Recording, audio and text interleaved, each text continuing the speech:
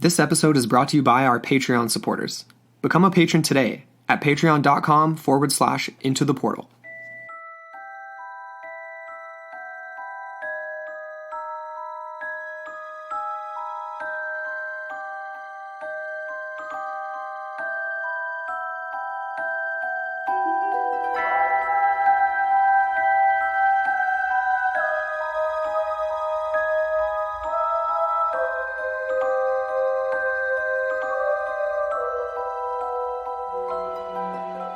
Hello, and welcome back into the portal. I'm Amber. And I'm Andrew McKay. And I'm super excited to be back into the portal because I'm pumping my fists over here. I feel like it's been a minute. Doing a happy dance. Happy dance. I'm stoked. I'm happy to be back. All right, yeah, with another Film Friday. I'm loving these.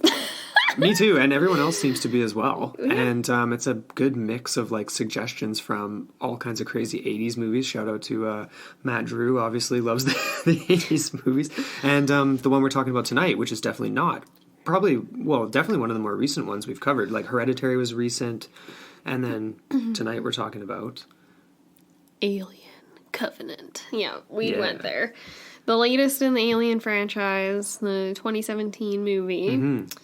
Yeah, the third installment by Ridley Scott as director. I think there's 6 total. Yeah, this is like in the prequel series, which I've been enjoying. Mm-hmm. How about you? I like it. I really liked Prometheus. Yeah. I loved the cast. I loved the way it was shot. It was just really exciting, really fun, and really intriguing because you get into the origins, right? I love that. Totally. I'm a big geek for that stuff. Definitely. Well, yeah, when they find the ship. Oh, we should just cover Prometheus too, really. But yeah, like when they find that ship and they're on that, with those giants and stuff, right? And it's like these humanoid giants. And they see like the echoes too, right? Remember that? That was pretty cool.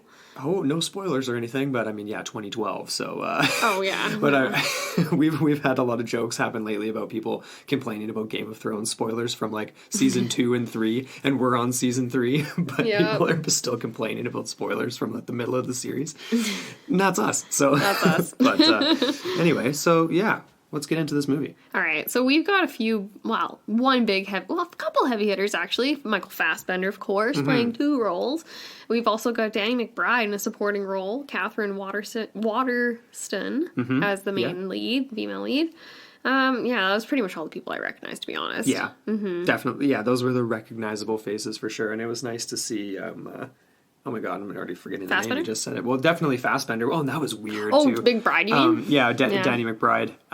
He was awesome. He was hilarious in his role, even though obviously it all takes such a depressing turn very, very quickly, which to be expected, of course. You know, I kind of expected him to be more of a loose cannon, even though he does get him into some sticky situations when he just, like, disregards the safety as far as being in the storm, and he goes down to, like, 40 kilometers over the surface or whatever. I think that was him being the loose cannon. And of course they give him the cowboy hat and everything. It's like that signifies the loose cannon. Like that's Charlie, like the wild card. Like that's totally the wild card signature. Like get the hat on there. Like and he knew that song too that they played. John Denver. Denver, right? Take me home, country road. There you go. He knew it. He's like, I don't mess around about John Denver. That was actually a really funny line. That was probably one of his better lines in the movie. I like but that, so prequel 2017, obviously action horror. And of course, this is 10 years after the Prometheus mission, right? Like the ship that goes missing, and this whole crew knows about Prometheus that's gone missing. 11 years. Or 11 years. Yeah, exactly. So over a decade has gone by since the last installment. Mm-hmm. So a lot's kind of taken place, really. Like, to be honest, I was sort of disappointed they didn't pick it up with that same, like, immediate storyline, because I really wanted to just like know that's, obviously that's just me, like, they have you on like the string and just keep pulling you along kind of thing. Yeah, because they kick it off with almost like, in my mind, a little bit of unnecessary tragedy on the ship. You know what I mean? So obviously it kicks off with basically like their captain's gone, along with a whole bunch of their main crew because of like an accident. And then there's this... Well, what really happened was there was some sort of like, they were all asleep, right? In the very Yes. beginning. And then Walter, who is essentially the latest version of David, who we saw was basically the villain in the last movie. He was pretty nefarious, that guy. But Walter is essentially kind of, like, monitoring this mission, this colonist mission. 7 years, they're going to be asleep, like, cryogenically, or not cryogenically, not frozen, but they're just like, whatever. It's what's it called? I don't even you know. keep talking, I'll find it. But essentially, okay, so we pick it up where they get this shockwave, which we never really get. I guess it was just like a flare of sorts, and then basically, their captain succumbs to some sort of malfunction. Like, it almost looks as if he just burst into flames because he just like had too much oxygen or something going on in that little vessel of his, and it just wouldn't open. Which was kind of brutal. Pretty shitty. Brutal. What a way to open up the movie. Not any, like, immediate alien gore, but that's pretty harsh. Like, no, and of course they do it because the captain is the main character, and I'm already forgetting her name here, as Daniels. Daniels. And she's the chief terraforming of the Covenant mission, terraforming officer of the Covenant mission, but it's her husband, right, who's the captain, or her boyfriend, or whatever. So they're really trying to get that going, and I felt like that was kind of unnecessary, I guess. Like, that's what I loved about Prometheus. There was more of just this, like, raw adventure, like, searching the unknown, kind of, you know what I mean? And then you end up with this crazy, abject stuff you're looking at, like, what's that? It's weird. Let's go look at that. It's scary. You know what I mean? And then this was like a little, This was probably just more meant to, like, destabilize the crew and the situation. So, because, like, if you think about it, the guy that was put in charge, like, he makes this decision and he doesn't really think about it too hard. It's kind of like, oh, buddy, like, too good to be true usually means too good to be true. You should probably do a little bit more recon before you, like, settle on, like, you know, a ground mission. To this, that like, did seem rash. Yeah, and they're all just, like, making these, like, little remarks like, well, no one wants to get back in the tubes. And it's like, well, you know what? You signed up for that. You know, just because one out of however many malfunctioned doesn't mean that you're just going to give up on the tubes. Well, not to mention, like, it's not like you're aware of it. Like the tubes. The tubes. But 7 years would go by. Like, a lickety split. You're Fiercely. You know, I mean, hopefully having a nice dream about something. I don't know how it works, and I haven't found what it's called, by the way. I don't know. I'm not trying that hard, though, to be totally honest. I kind of got caught up in what you were saying. But yeah, so they drop down, kind of a bit of a rash decision. Totally rash. And she's fighting it, right? The main Daniels, like, she's the only one that's really level-headed and shows any form of leadership, really. Like, that guy's just a stooge. Even when the first alien, like, when he sees it, he's just, like, dumbfounded. And the fact that obviously their ship's gone too, he's just like, shit. This isn't gonna work out. And of course the irony of it all too is, like, he's supposed to be like have a religious background, right? They make the comments on the ship, and then of course it's called Covenant. There's all kinds of religious commentary and symbolism, whatever. Oh, you know, I wish we'd watched it again so that we could pick up on more of that, because I wasn't really paying attention to it, to be honest. Like, there's probably a lot going on for that. You can pick it out of any movie. You could watch Fox and the Hound and find religious symbolism. But anyway, but obviously this movie's packed full of it. But, like, that is, of course, like, his it couldn't save him, right? Like, there was no salvation for them. And, of course, like, he's the physical representation of that. False god kind of thing. But what I thought was so weird right from Jump Street with this movie, and I really thought was cool, was the whole spore thing. That this life form is literally, it reminded me of almost like the shimmer in the movie I can't ever remember the name of, and we've covered Not on the Film Void. Friday. I know what you're talking about, though. With Natalie Portman, Annihilation. Annihilation, because it's almost like the aliens that we are used to seeing with, you know, the classic characters in the 90s and up to now. We didn't get that, right? We get the chest burst, like, they need to incubate, but, like, this is almost like it's a mushroom, right? That's true. It's That's like something we didn't see It's before. a fungi, and it's a plant, and it's an animal. It's like, that's not a mammal or anything. It's just everything. We did get a little bit of a description of that, right, from David. He, like, described it as, like, a virus, essentially, that was, like, an airborne virus. So it was traveling in, like, a pack is what it kind of looked like in that one first scene where we see it go into, like, his ear. Was it his ear? Yeah, his ear, and, like, just, like, and then the goes other one straight went to his into nose. the skin. But there was another new alien form that we saw too.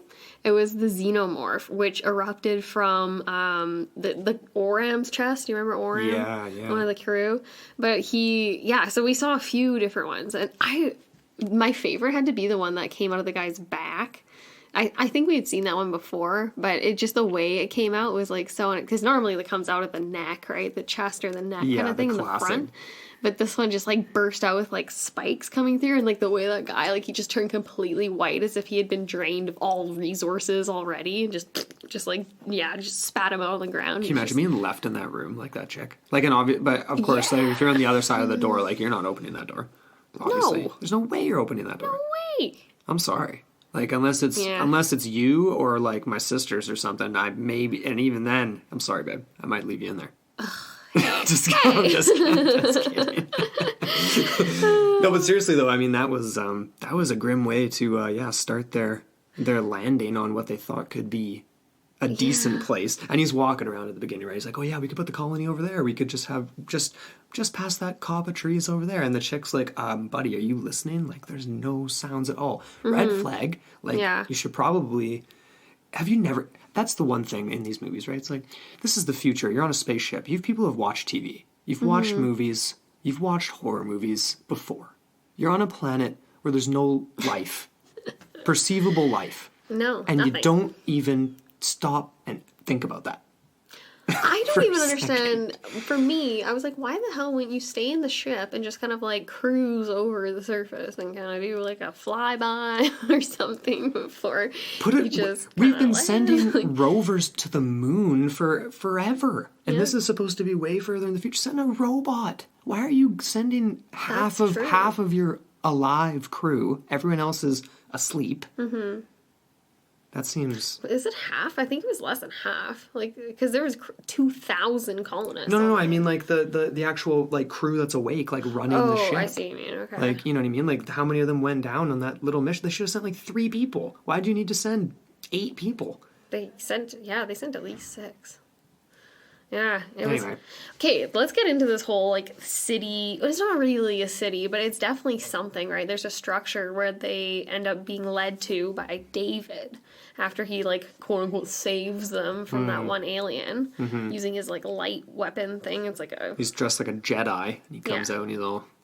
That was weird. And I kind of had to do a double take because we hadn't seen Prometheus, like, recently. Yeah. And so I was like, hey, wait a second. How did this end again? Like, I thought he wasn't really on their side. And so I was like, as soon as he said they were safe, I was like, no, you're not safe. Like, you just walked right into the rat's, like, lair or whatever. Yeah. But... what did you think of him? Like, in the whole interactions with him and Walter as, like, the latest version of himself kind of thing? Like, he's almost looking in the mirror, right? When they come face to face and... Yeah. I mean, I thought it was, their back and forth was really good because he gets into the whole difference in their programming, right? Like, this new Walter goes off about how, you know, like, they changed the programming so that...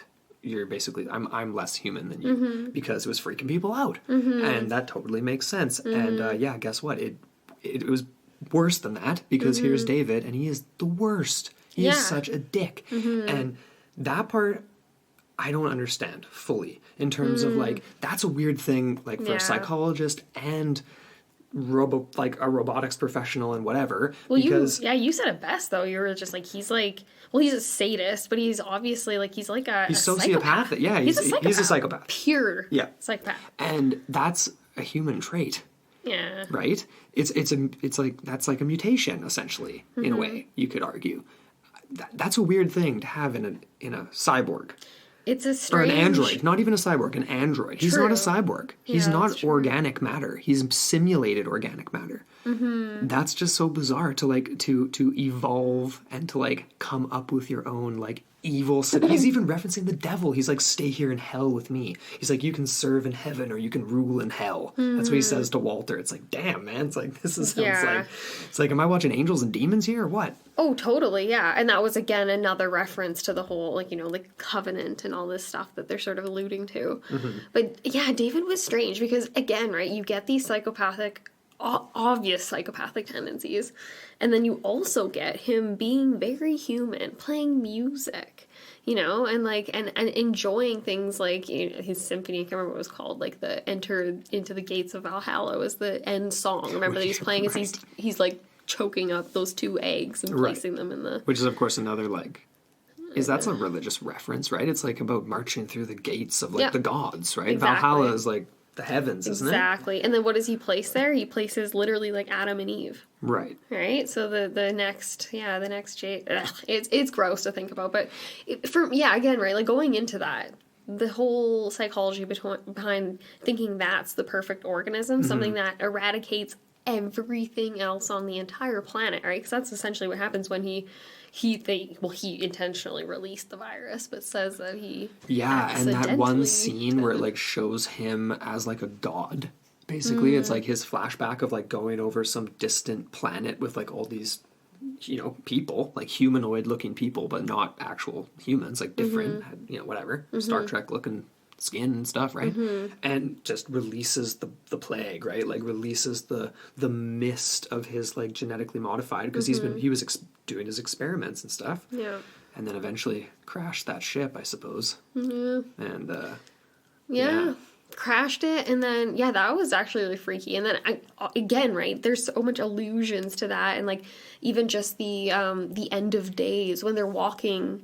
They walk through the gates, right? Remember when they first meet David and he leads them to safety or whatever? So they're following him down into the lair, and then they go through and they go through those tiny, like, remember they wedge through the openings in that like huge like gate thing, and then you see it literally that it is like the end of days, like all these people are just, so that was that scene essentially is kind of what I'm envisioning. Yeah. You know, and they're just like all these like dead, desiccated humanoid things that are just dead. Isn't that a red flag? Isn't that a red flag? It's a red flag. You know, they left out Red Flag 101 in all their training before this mission because there's several that have occurred. Yeah. But I mean, I suppose your rover's exploded. You can't reach the ship. True. Where else do you really have to go? The open terrain is not where you want to be. No. And like guns just do very little. Like that is the most upsetting thing, really. I mean, you're out there, you got this huge automatic weapon and it's essentially useless. Like really, you'd be better off with a flamethrower. Like way better off with a flamethrower. Yeah. Like in The Thing, they were just packing flamethrowers. They had flamethrowers freaking coming out of their ears. I don't know why they brought them all, but they were prepared. They didn't have enough in that movie. They were prepared. From what I remember. But it was also Antarctica, right? Yeah, but they had a lot. I'm saying they had a lot. That's true. There's less need for a flamethrower in space. This is true. Yeah, you need something more contained. All right, we need to get Chris on here. Flamethrowers in space. Yay or nay? Where do you stand on this? Probably a nay. On this issue. There's going to be a special room, maybe. Flamethrower contained. A flamethrower. Yeah, exactly. Like it's like flamethrower proof. I'm just going to stop. Let's move on. Oh, man. What else did you want to talk about? What was your kind of, favorite scene, favorite character? Favorite character, favorite moment. I don't know. There was a lot of weird moments to me. Picking a favorite's kind of hard. It was a good movie though overall. I liked the fight scene with David and Walter. That was kind of interesting. And then the end scene, that big action scene with the ship and Danny McBride swoops down to save the day, and then the main chick, what's her name, goes out and like saves like the ship from that gross little alien thing, even though it was all a lie. It's all false sense of safety. You know, probably my favorite moment is the end scene, because it really is just quite chilling. It's a great way to set the stage for another movie. But you know, where she actually realizes in that last moment that it's not Walter, and she just flips shit. That would just be. And then you're asleep. There's nothing more disturbing than being trapped like that and coming to that realization. To me, like that's more terrifying than like hiding in the woods from one of the creatures. To me, that's disturbing. Because you're trapped. You're there. And he's just looking down at you. And nobody, like at that point though, it's like, oh man, I guess it doesn't matter. He's an android. I mean, what do they care if you just insult them? But he's not though. He gets insulted. He's kind of like a human. Yeah. He's human He's enough. like a Deadpool-like character in this movie. Just be like, David. You know what I mean? Like, just put him in his place. He's just such a self-righteous prick. Well, he's probably going to get his just desserts. I hope so. I thought he did get his just desserts in the last one, but apparently not. He just got desserts, but not his just desserts. He was just chilling with all his weird creations. Ew. And he's all happy about it. Yeah. I don't like him. Nah. So what was your favorite scene then? Well, my favorite scene until I realized that it wasn't Walter was when Walter like destroys David. But of course, that was too good to be true. You never saw it though. That's no, the thing. you just think. But that's where I immediately was like, no, you know what? of course, it's 30 seconds after. Yeah. I'm like, It was because it was too good. I saw there was like 10 minutes left of the movie, and it was already like they were on the ship, everything's safe. Yeah, that's never a good sign. 10 minutes, you're like, oh man. Unless it's a really big long cast, I guess. I don't know. There's almost that scene though where oh my gosh, what's her name? Daniels, when she goes over to like thank him for saving her life again, like, and she's like taping himself up or stapling himself or whatever, and then she kind of like looks at him, but there's almost just something not there. You know what I mean? Like I felt like that was a weird moment too. Mm-hmm. But then again, right? Like maybe she had like a little spidey sense, but she clearly didn't act on it until it was way too late. No. Yeah, even throughout that whole final sequence, right, where they're eliminating... I was actually pretty badass when they're on the ship in space and they, like, get rid of that alien thing. That was pretty cool. She's swinging around like, oh, man, like, that's pretty... Yeah. That's... Not the one where they were, like, still on the planet, but the one they're actually in space and they're, like, cutting the cables and, like, all that stuff. Totally. And that whole sequence, though, where it goes back to David/Walter, you think is Walter... He just looked so evil. You're just like, that's not the looks Walter. He makes are Satan. Yeah. Satan. Like Satan. Well, and he wants to be Satan. Mm-hmm. I mean, he wants to rule hell. And that's the other weird thing too. It's like he's all high and mighty and like, oh, this is the greatest organism. It's better than everyone else. We can't let the humans go on because they suck. They're a dying breed. But then he refers to this place as hell. Yeah. It's like, you want to rule in hell or serve in heaven? You just call this place hell. Hell is not ideal. No. Less than ideal, in fact. And so that's not... What is that? That's very counterintuitive to the rest of what you're preaching here. True. Very true. Anyway. Well, let's get into some of the gore and the visual effects, the way that it was received, all this stuff. Definitely. Did you have like a favorite moment for any of the gore? Give me like 2 minutes. Let me reel back and think through because definitely it was a great horror. Like there was good gore in this movie for sure. It was very fast-paced. It was very on point as far as the delivery of the scenes. Like, even the sequence, right? Remember the one where, I can't remember the name, it was the crew member and she's washing her face in, like, the sink or whatever, and then she does the slow turn, and it, honestly, it kind of looked like... this is gonna sound really dumb. It looked like an alien. But not like the aliens. It looked like the classic extraterrestrial with like the globe shaped head, and then just teeth come out of nothing and just like chomp so hard. Like that was like, it actually kind of reminded me of Pennywise. The way totally. that sequence kind of rolled out. And like the mouth opens so crazy wide. Like that was the xenomorph. That's right. And of course it's because David had been doing all these crazy experiments and crossbreeding these aliens and stuff like that. You know what was even weirder about all of that and his experimentation is when you see the body of Elizabeth Shaw and how it's being totally dissected, and you are left to wonder whether or not, like, obviously parts of her are being used in these experiments, right? Right. And she's basically just, like, being harvested, which it looked so weird. That was the thing, too. Like, her character... I'm sorry, I'm divulging away from gore. But, like, her character... I think a lot of people were hoping that she would play a big role in this next movie. Yeah. So that was a little disappointing for me. Right. I really like that whole... I don't even know, just the, I don't know, like I like the interplay between her and David. I liked where they left it off. We already touched on that, though, the whole idea that it would kind of, it wasn't really satisfying in that sense, right? Where you pick up right where you left off. Like, she's already dead. And actually, I liked the visual, though, of her when they see, they connect back to the song, right? Yes. The John Denver song. Yeah. And they see her as if she's controlling, all of the panels there. And it's very reminiscent of Prometheus, right? Where they see the exact same sequence occurring with the predators. That's right. So, Yeah. It's odd. Very odd. Yeah, but it's kind of unfortunate that she was already just They definitely downfall. went, yeah, and like they really went for that dark angle. Like, but I feel like it would have been a little bit more like a Prometheus, more adventurous if she was still alive, like hiding in the cave, like had managed to survive somehow. Like there was a pocket of animals that like weren't consumed by the creatures or something. And it's basically her and David on this world or something like that. Would have been crazy.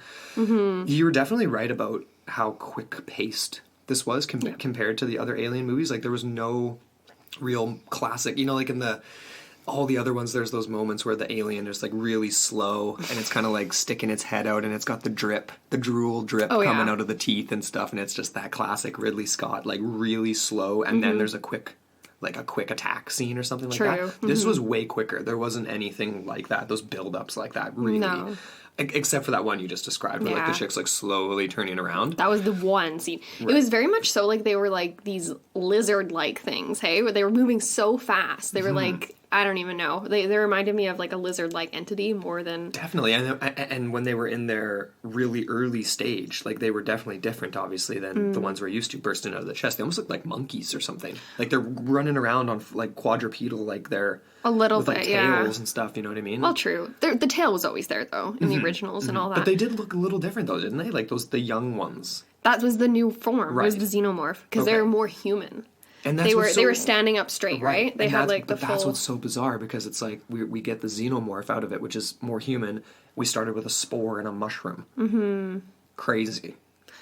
That's not evolution. From an egg. Like, not from an egg. Like we get in another part of this movie, too, where David takes him down, and he's like, what an idiot. Let's talk about that scene for a second here. The captain goes down. David's like, oh, just take a peek in there. Why don't you just take a gander in that scene. Oh, I thought you were... Yeah. Sure. Yeah, what do you think you're going to find in there, buddy? It's perfectly safe. Oh, yeah, it's great. I assure you it's safe. Well, that's very, very reassuring. Thank you. As he's standing way back. Yeah, great. Why don't you take a peek in here? Like, and everyone knew, right? The audience knew that was the inevitable face hugger scene was going to occur. That was honestly a little bit clunky to me, because I was like, you know what? Too easy. Are you that much of an idiot? Obviously, that guy was totally inept and incapable of acting as captain. I think they were really trying to drive that home, as the fact that Daniels, the assistant, the one that had her husband die in the very first scene, like she really should have been the captain after that. Oh yeah, she definitely proved herself, that's for sure. Well, the guy was like, he had it coming. He was ticked off that they were doing a celebration of life for like the captain having died, right? He's like watching them on the monitor being like, they disobeyed a direct order. It's like, buddy, take 10 minutes, say goodbye, and move on. Oh, I know. I don't understand why that's an issue for you. It was kind of bizarre. His character wasn't very well formed, I don't think. Like, he wasn't very convincing. He was just kind of in the way. What was his demise again? How did he... What do you mean? I can't remember. Did he survive? No. What? No, he was the one that got... He was the one they literally just described that scene for. Right, got the face hugger to the face. He was the one that looked in the thing. But it's like, that's... Right, okay, right. And then they just leave him there, though. Like, we don't actually see him get chest bursted or anything, do we? Yeah, we did. We saw the whole thing. Am I forgetting this part, then? Yeah, you forgot it. It's okay, though. He got his just desserts, and then they find him, right? The Daniels and whoever's left of the crew at that point, they come down and they see. Right, okay, yeah, they're wandering through the maze, and then they're like calling out his name. Quick recap there. Right. Well, hey, it's tough. I'm thinking back, but a bunch of Alien movies. I got Prometheus popping up in my head here. I've got all the other Alien movies. So one thing that we can touch on, too... So just going back to like the whole Alien Prometheus thing and the whole engineers, right, from that first movie. It was kind of interesting because, like, I don't know, I was rereading obviously Prometheus just to try to recap or whatever.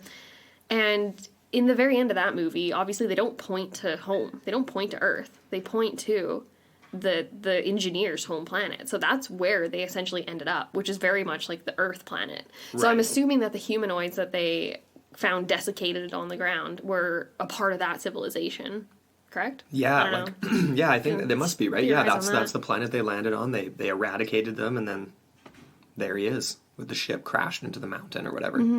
So that was probably, I'm trying to think too, like whose decision. That was probably Elizabeth Shaw's decision, right? Because obviously David is just her crewmate, her like faithful companion, quote unquote. At that point, I guess we don't know. I mean, but that was quite interesting, her decision there, and then obviously it doesn't really play out for her as well as she'd hope in the end.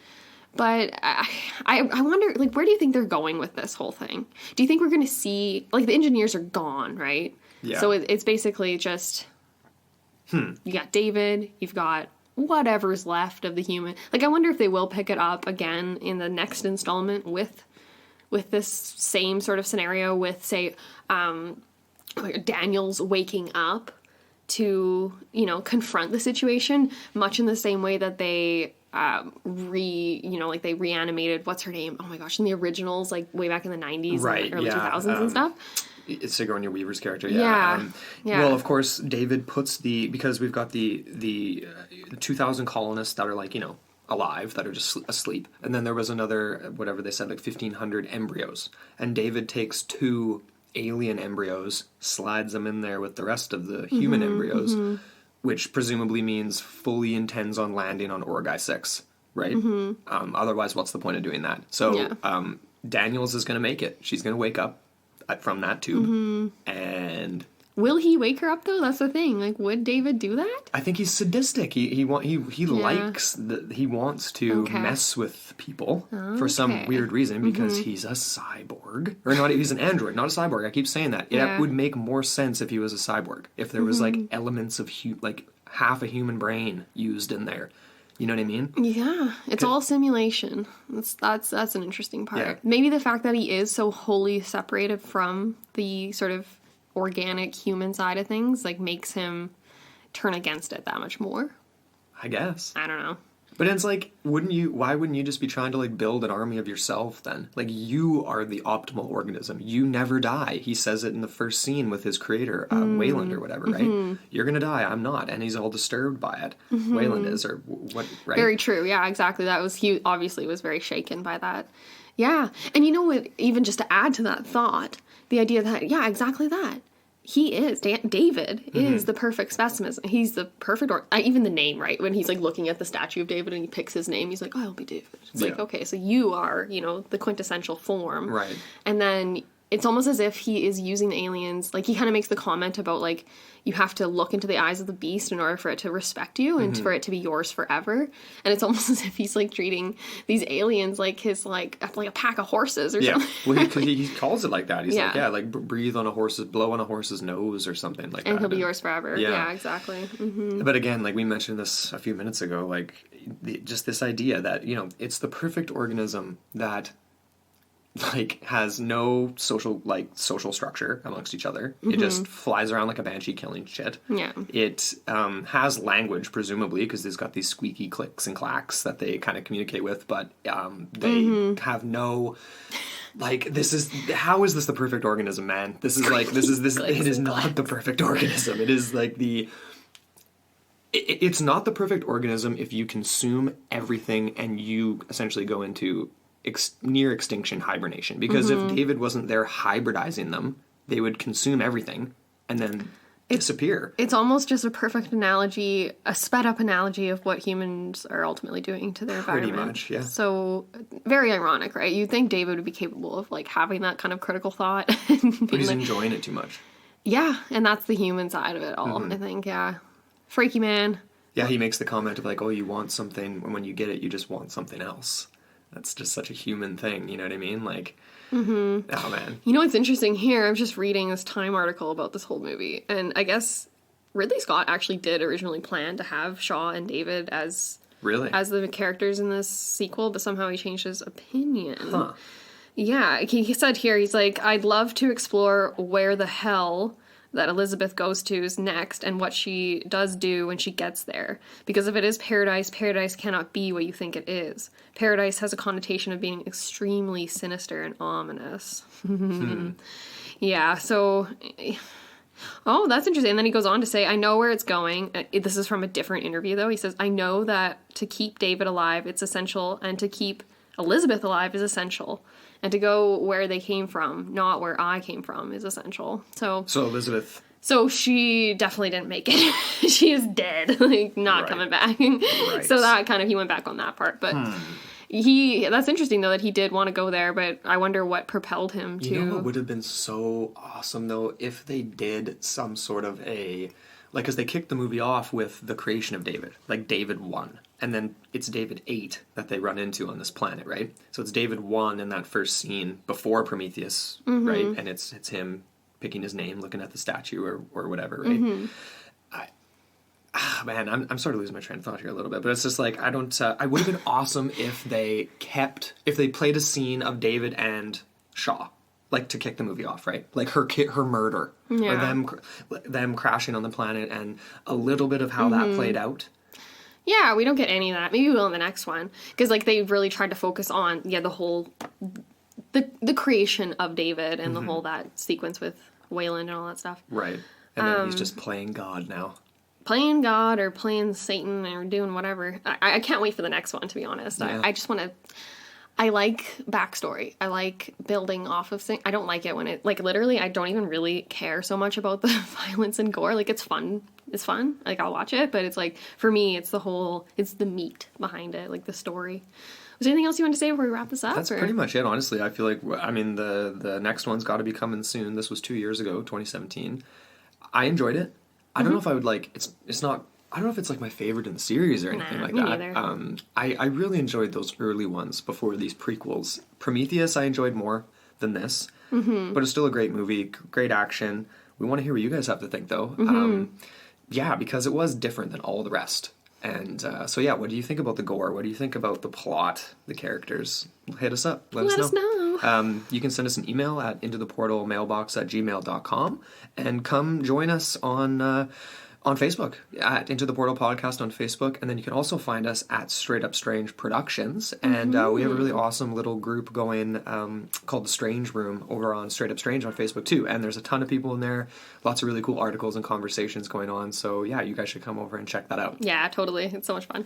And then as usual, thank you so much to our producer Charlene Ramler and all of our Patreon supporters. We love you guys so much. Thank you so much for supporting the show, and if any of you out there want to support the show too, you just hop over to patreon.com/into the portal, and we've got a couple new episodes coming up really soon this month that are cool. Excited. So yeah, really excited about that. I'm excited about this Sunday release. We're doing something a little bit different this week. Actually, should we give a little teaser? No, we're not. Okay. That's the teaser. That's the We're teaser? doing something a little different. And I just wanted to give a quick shout out to Dylan Crema. Yeah, thank you, bud. He ended up dropping off like 2 crazy mics that are like totally way beyond what we've been using, and a mixing board. So we gotta do some tutorials and learn. Yeah, we got a learning curve here, but definitely stepping it up. So thanks, buddy. Appreciate it. And thank you guys all so much for listening, and we'll be back in a couple of days with something very, very different for y'all. Stay tuned.